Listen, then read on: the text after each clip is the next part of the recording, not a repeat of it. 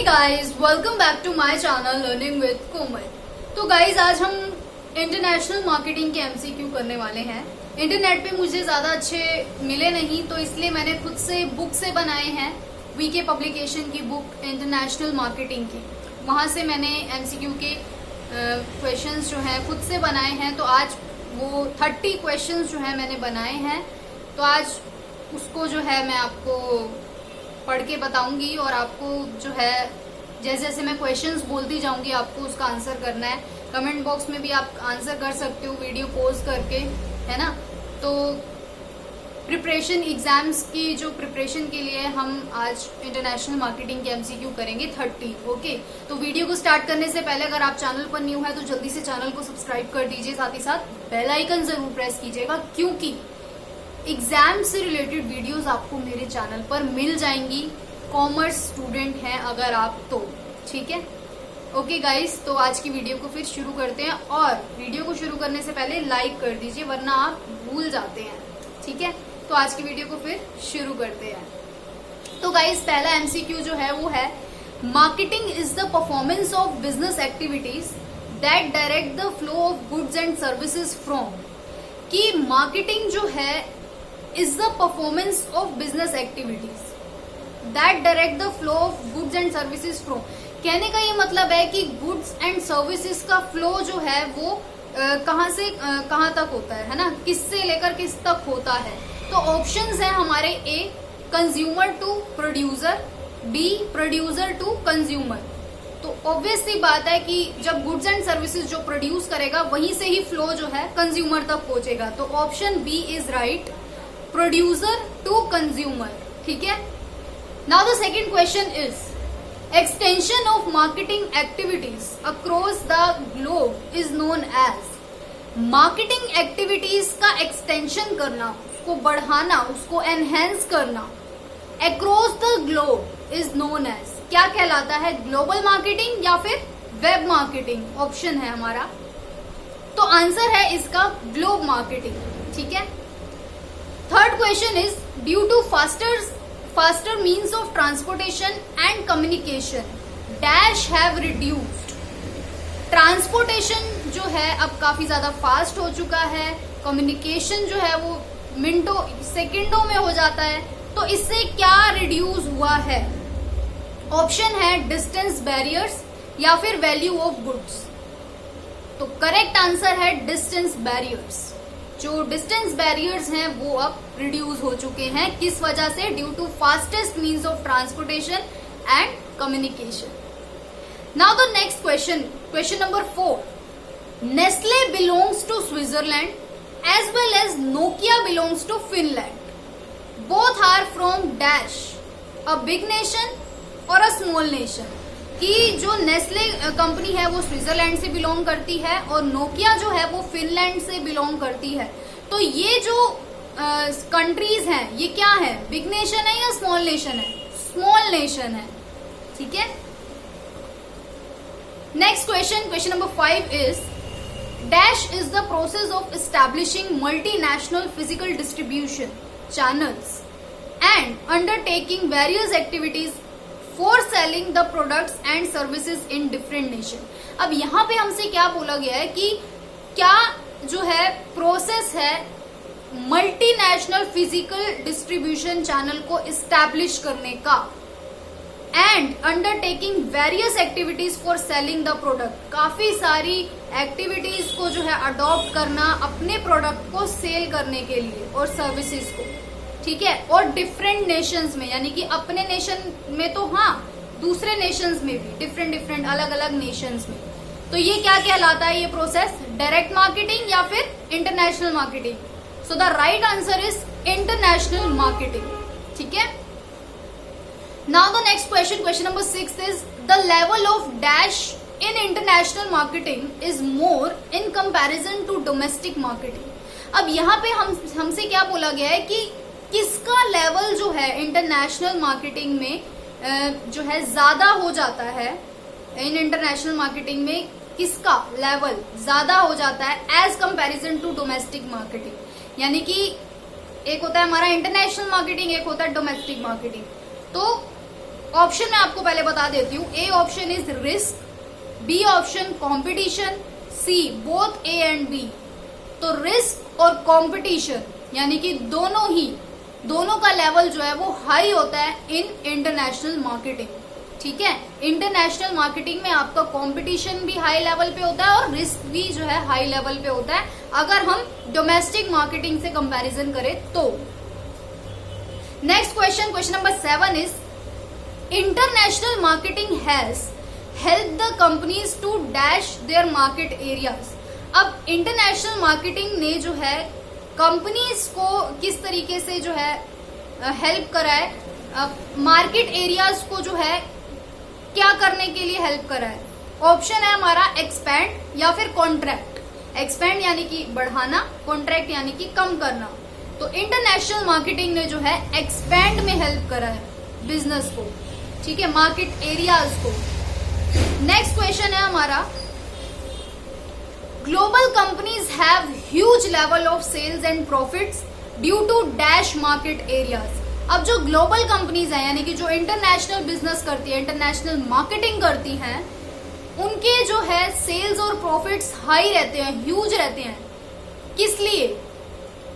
To dash market areas. Option है small market areas या फिर लार्ज मार्केट एरियाज। क्योंकि लार्ज मार्केट एरियाज है क्योंकि वो डिफरेंट नेशन में जो है सेल कर रहे हैं अपने प्रोडक्ट्स को, अपने गुड्स एंड सर्विसेज को। तो इसलिए इसका राइट आंसर है लार्ज मार्केट, कि global companies have huge level of sales and profits due to large market areas. ठीक है, now the next question number 9 is with global marketing companies can dash country risk, political risk, natural risk, economic risk etcetera. Option है हमारे पास A diversify, B expand. तो global marketing से जो है companies अपने कंट्री रिस्क को, अपने पॉलिटिकल रिस्क को, अपने नेचुरल रिस्क को, अपने इकोनॉमिक रिस्क को क्या कर सकती है? डाइवर्सिफाई कर सकती है या फिर एक्सपेंड कर सकती है। So the right answer is diversify, diversify कर सकती है। Question number 10, dash companies manufacture their products on a very large scale. मतलब कौन सी ऐसी कंपनीज हैं जो अपने प्रोडक्ट को काफी लार्ज स्केल में प्रोड्यूस करती हैं। So the option is A domestic, B is global.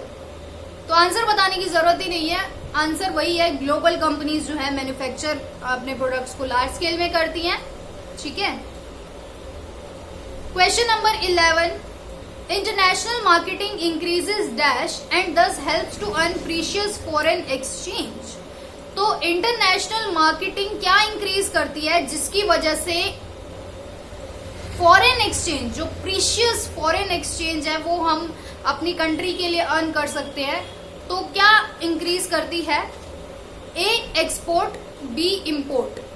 So the right answer is export, क्योंकि एक्सपोर्ट हर कंट्री यही चाहती है कि हमारी कंट्री का एक्सपोर्ट ज्यादा हो, जिससे कि क्या होगा कि फॉरेन की एक्सचेंज यानी कि फॉरेन की जो एक्सचेंज है यानी कि फॉरेन मनी हमारे देश में ज्यादा आएगी। ठीक है, now the question number 12 is international marketing promotes dash activities in the economy of parent nation। अब इंटरनेशनल मार्केटिंग जो है कौन सी एक्टिविटीज को प्रमोट करती है in the economy of parent nation. So the option is A economic activities, be financial activities. So the right answer is economic activities. Now the question number 13 is international marketing brings participating nations dash to each other। तो international marketing के द्वारा जो participating Nations हैं यानी कि अलग अलग जो कंट्रीज हैं वो क्या ईच अदर। ऑप्शन है हमारा फार यानी कि दूर होती हैं एक दूसरे से, या फिर second option closure, closure. So the right option is closure, एक दूसरे के जो है क्लोज हो जाती हैं इंटरनेशनल मार्केटिंग के द्वारा। Question number 14 is international marketing also helps to increase standard of living of masses by providing dash and dash product। तो यहाँ पे हमसे ये बोला जा रहा है कि इंटरनेशनल मार्केटिंग जो है हेल्प करती है स्टैंडर्ड ऑफ लिविंग को इंक्रीज करने में, है ना। क्या प्रोवाइड करके? By providing dash and dash product, यानी कि किस तरीके के प्रोडक्ट वो हमें प्रोवाइड करती है जिससे कि हमारी स्टैंडर्ड ऑफ लिविंग जो है वो इंक्रीज होती है। So the option is A used and traditional products. क्या इंटरनेशनल मार्केटिंग हमें used and traditional product provide कराती है? या फिर option B new and improved product. New and improved product जो है इंटरनेशनल मार्केटिंग हमें प्रोवाइड कराता है। इंटरनेशनल मार्केटिंग के द्वारा हमें हमारा जो है स्टैंडर्ड ऑफ लिविंग जो है वो इंक्रीज होता है। Now question number 15 is international marketing promotes competition between dash and dash business units.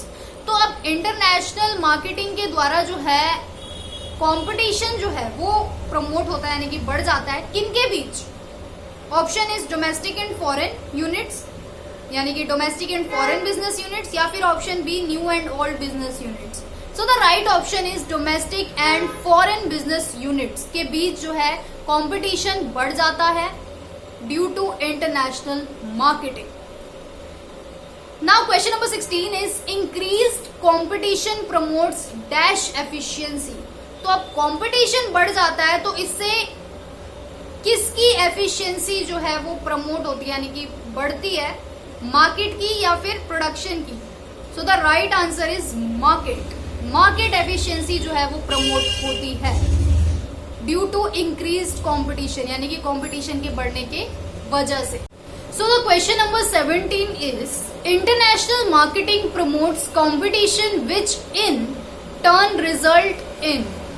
यानी कि इंटरनेशनल मार्केटिंग से कंपटीशन जो है वो प्रमोट होता है, जिसकी वजह से क्या होता है, जो प्रोडक्ट के प्राइसेस है वो हाई प्राइस हो जाते हैं या फिर लो हो जाते हैं। तो कंपटीशन की वजह से प्राइसेस जो है वो लो हो जाते हैं। ठीक है, so the answer is B, यानी कि low prices. Question number 18 international marketing involves dash documentation. जब हम जो है अपना बिजनेस इंटरनेशनली करते हैं, यानी कि इंटरनेशनल मार्केटिंग में डॉक्यूमेंटेशन जो है वो कैसा होता है? एक्सेसिव होता है या फिर लेस होता है? एक्सेसिव होता है। ऑब्वियसली हमें दूसरे देश में अगर कुछ बिजनेस अपने प्रोडक्ट का बिजनेस करना है तो डॉक्यूमेंटेशन जो है वो काफी ज्यादा डिमांडेड होता है, डिमांडिंग में। ठीक है, तो एक्सेसिव डॉक्यूमेंटेशन आएगा इसका answer. Now the question number 19 dash is the starting point in marketing. So the option is product, price, place, promotion. तो कौन सा स्टार्टिंग पॉइंट होता है मार्केटिंग में? सो द आंसर इज प्रोडक्ट। ये हमें पता ही है, 4 P's ऑफ मार्केटिंग हमने पढ़े हुए हैं। हमने इससे पहले जो मार्केटिंग पढ़ी थी बुक, है ना, तो उसमें 4 P's थे ना, प्रोडक्ट, प्राइस, प्लेस, प्रमोशन। तो स्टार्टिंग पॉइंट हमारा क्या था? प्रोडक्ट। ठीक है, now the question number 20 is all marketing activities like pricing, distribution, sales promotion, advertising, personal selling, etc. are planned on the basis of nature, quality and other features of dash. अब जितनी भी marketing activities होती है, चाहे वो pricing हो, चाहे वो डिस्ट्रीब्यूशन हो, सेल प्रमोशन हो, एडवर्टीजमेंट हो, पर्सनल सेलिंग हो, तो वो किसके बेस पर प्लान की जाएगी? फॉर एग्जाम्पल एडवर्टाइजिंग अगर हम किसी की कर रहे हैं तो किसकी कर रहे हैं? प्रोडक्ट की। ठीक है, प्रोडक्ट की नेचर क्या है, प्रोडक्ट की क्वालिटी क्या है, प्रोडक्ट के फीचर्स क्या है, तो इसका आंसर हमारा आएगा product. Question number 21 is the brands having global image can be easily marketed in comparison to dash products. तो ऑप्शन है हमारे पास अनब्रांडेड प्रोडक्ट्स या फिर पॉपुलर ब्रांड्स, यानी कि पॉपुलर प्रोडक्ट्स। तो जिन ब्रांड्स की ग्लोबल इमेज होगी तो वो इजीली अपने प्रोडक्ट को जो है सेल कर पाएंगे। तो किनके कंपैरिजन में यहाँ पे बात की जा रही है? अनब्रांडेड प्रोडक्ट, यानी कि जिन प्रोडक्ट्स का कोई ब्रांड ही नहीं है, यानी कि अनब्रांडेड प्रोडक्ट्स के कंपैरिजन में जिन ब्रांड्स की ग्लोबल इमेज होगी वो प्रोडक्ट इजीली जो है मार्केट में अवेलेबल भी होगा और सेल भी होगा। Now the question number 22 is labelling is not possible without dash. तो लेबलिंग जो है किसके बिना नहीं की जा सकती? तो ऑप्शन है पैकेजिंग या फिर प्राइसिंग। आंसर बताने की जरूरत नहीं है, आंसर है पैकेजिंग, क्योंकि पैकेजिंग ही नहीं होगी तो लेबलिंग कहां से करेंगे? ठीक है, Now the question number 23 is when the product become popular, the price is dash. तो जब एक प्रोडक्ट पॉपुलर हो जाता है तो प्राइस इंक्रीज हो जाता है या फिर डिक्रीज हो जाता है? प्राइस इंक्रीज हो जाता है क्योंकि वो अब पॉपुलर बन चुका है।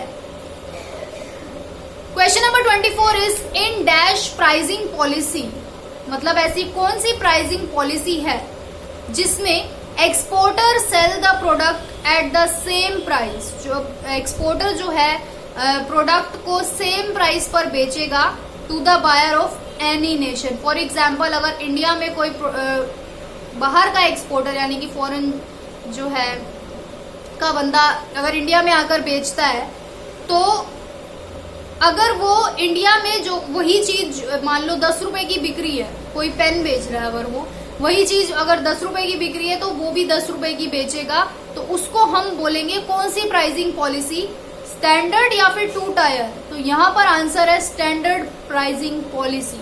तो स्टैंडर्ड प्राइसिंग पॉलिसी का क्या मतलब हुआ कि जो प्रोडक्ट हम दूसरी कंट्री में बेचने वाले हैं उसी सेम प्रोडक्ट की वहां पे जो वैल्यू होगी, वहां पे जो प्राइस होगा, उसी सेम प्राइस पर हम भी जो है सेल करेंगे।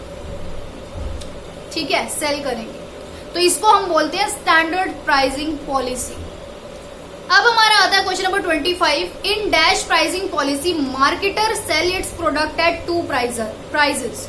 तो ऐसी कौन सी प्राइसिंग पॉलिसी है जिसमें मार्केटर जो है वो अपने प्रोडक्ट को 2 प्राइजेस पर सेल करता है? तो पहली है मार्केट प्राइस प्राइसिंग पॉलिसी या फिर second 2 tier pricing policy. So the answer is, जैसे कि नाम क्वेश्चन से ही पता चल रहा है कि 2 प्राइजेस पर करता है, तो 2 टायर प्राइसिंग पॉलिसी इसका राइट आंसर होगा। Now the question number 26 is dash means movement of goods and services from the place of production to the place of ultimate consumption. तो जो है इसका ऑप्शन है हमारे पास प्लेसमेंट या फिर ट्रांसपोर्टेशन। तो प्लेसमेंट इसका राइट आंसर होगा। Placement means movement of goods and services from the place of production to the place of ultimate consumption, यानी कि जैसे कि हमने फर्स्ट क्वेश्चन में पढ़ा था ना, flow of goods and services producer to consumer, तो यही है प्लेसमेंट, इसका राइट आंसर है।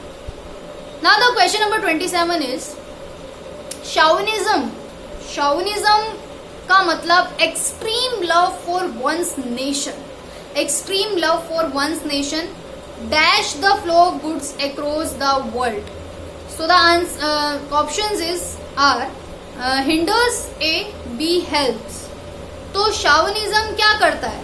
बाधा बनता है या फिर हेल्प करता है गुड्स को जो है फ्लो करने में अक्रॉस द वर्ल्ड? मान लो कि फॉर एग्जाम्पल कि अब इंडिया में कहते हैं ना, जैसे कि इंडियन प्रोडक्ट खरीदो, एक्सट्रीम लव है, लोगों को अपने ही प्रोडक्ट खरीदना चाहते हैं, वो अपने देश के बने हुए स्वदेशी। तो ये क्या होता है? शॉविनिज्म इसको बोला जाता है। तो शॉविनिज्म जो है वो हिंडर्स यानी कि बाधा बनता है।